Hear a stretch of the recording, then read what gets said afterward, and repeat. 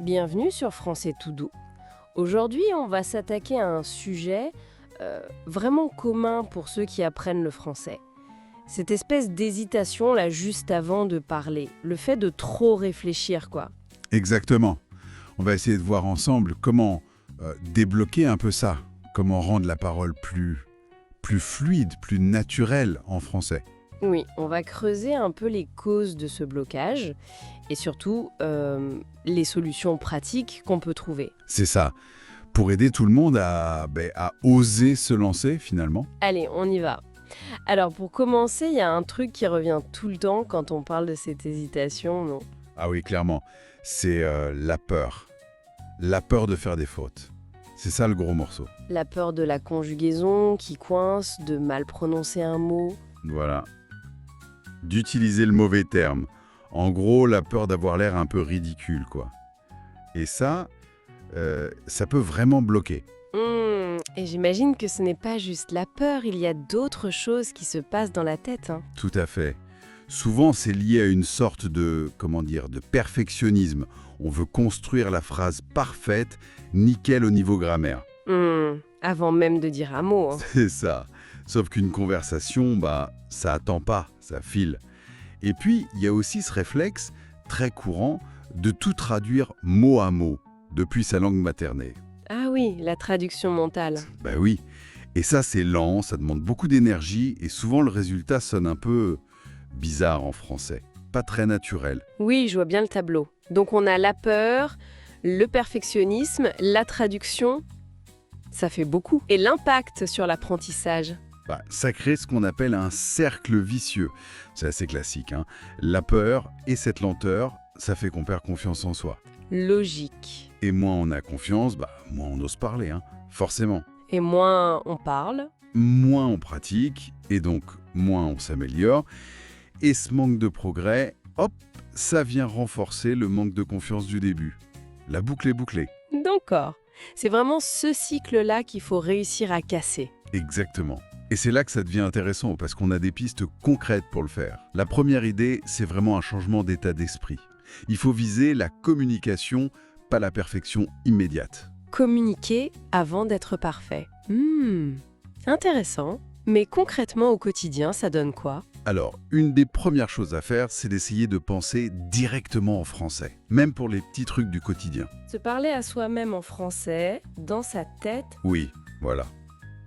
Se dire, tiens, je me lève, je vais préparer le café. Ah, il fait beau aujourd'hui. Des choses simples. L'objectif, c'est de court-circuiter cette traduction automatique qui nous freine. Créer des automatismes en quelque sorte. C'est l'idée.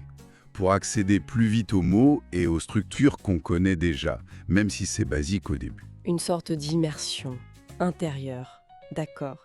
Et quand il faut vraiment parler, interagir avec quelqu'un. Là, le maître mot, c'est simplifier. Phrase courte, directe. Le but numéro 1, c'est de faire passer le message. Pas besoin de faire des phrases à rallonge. Absolument pas.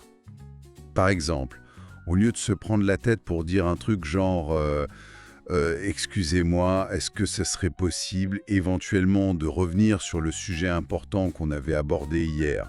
Oui, le genre de phrase où on sent l'hésitation. Exactement.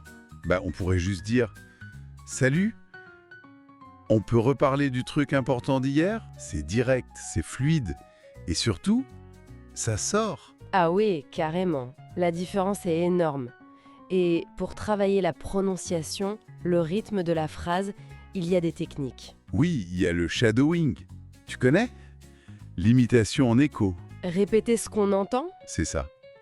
Répéter quasi tout de suite après un locuteur natif. Essayer de choper son rythme, sa mélodie, l'intonation. Ça fait travailler l'oreille, bien sûr, mais aussi les muscles qu'on utilise pour parler. Ça aide à rendre notre propre façon de parler plus naturelle. D'accord. Imiter pour mieux parler. Et s'entraîner tout seul, ça sert vraiment ? Pour la communication, ça paraît un peu bizarre. Mais non, pas tant que ça. Parler devant son miroir ou même à ses plantes, pourquoi pas ? Ou s'enregistrer ? Ah oui ! Oui, ça permet de faire un truc super important, s'habituer à entendre sa propre voix en français, sans la pression du regard des autres. Ça aide à se lâcher, à moins se censurer. C'est un espace sûr pour tester des choses. Pour s'apprivoiser en tant que francophone, en quelque sorte. Exactement. Et pour vraiment forcer un peu le passage à l'action, il y a une dernière idée. Oui, c'est l'idée d'un petit défi, un truc à faire tous les jours. Se forcer à parler français, mettons 5 minutes d'affilée, sans s'arrêter. Peu importe le sujet, Peu importe le sujet, peu importe si on cherche ses mots ou si les phrases sont simples, le but c'est juste de maintenir le flow, de parler, de faire travailler les muscles de la parole. forcer le cerveau à trouver les mots, même si c'est pas parfait. Accepter l'erreur comme une preuve qu'on apprend en fait. C'est ça. Donc, si on résume un peu, penser en français au quotidien, simplifier ses phrases, imiter les natifs, s'entraîner seul sans jugement et se lancer des petits défis pour parler régulièrement. Voilà, c'est un bon résumé. Le message clé derrière tout ça, c'est vraiment un changement de regard. La confiance, elle vient en faisant, même si c'est maladroit au début. Pas en attendant d'être parfait. Viser la communication, être compris. C'est beaucoup plus réaliste et plus motivant que de vouloir parler comme Molière dès le premier jour. Tout à fait. Et ça nous amène à une dernière petite question peut-être pour aller plus loin. Si on devait choisir une toute petite action vraiment minuscule à faire aujourd'hui, là, maintenant, pour commencer à casser ce réflexe de trop réfléchir, ça serait quoi ? Bonne question pour finir.